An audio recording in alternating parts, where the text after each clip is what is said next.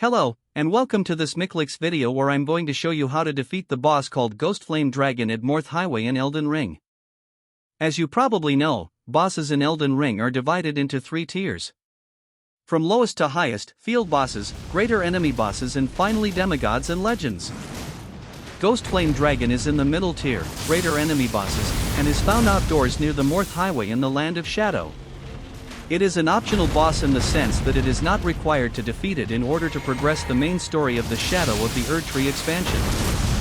So, I was peacefully traveling along a highway after having obtained a minuscule amount of loot from a nearby misbegotten encampment when I heard the sound of fighting behind some trees. Investigating closer, I saw some soldiers in combat with a large Ghostflame Dragon. As you may know, dragons are usually busy with elaborate schemes focused around me ending up as their next meal, but this one did seem rather preoccupied with the group of soldiers. At this point, a heroic person would have joined side with the soldiers and helped them defeat the dragon, but my experiences in these lands tell me that the soldiers would just turn on me, so the best approach seemed to be to wait for the dragon to thin the herd a bit first. But that would require a patient person, and that's not really where I shine when there is combat to do and loot to acquire. So, I called in Black Knife Tish for assistance and whipped out my favorite dragon attitude readjustment tool, the Bolt of Gransax, for some long-range lizard zapping. Not that that is very heroic, but it does minimize the number of times I get stomped on by a grumpy dragon. Tish did a good job of keeping the soldiers mostly busy so I could focus on running away from the dragon. I mean, fighting the dragon and avoiding its attacks as best I could.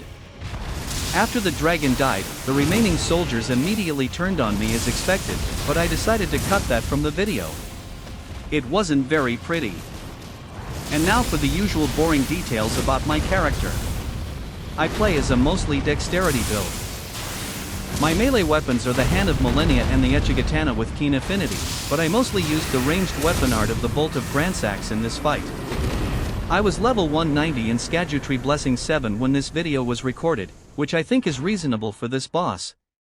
I'm always looking for the sweet spot where it's not mind-numbing easy mode, but also not so difficult that I will be stuck on the same boss for hours. Anyway, this is the end of this Ghostflame Dragon video. Thanks for watching.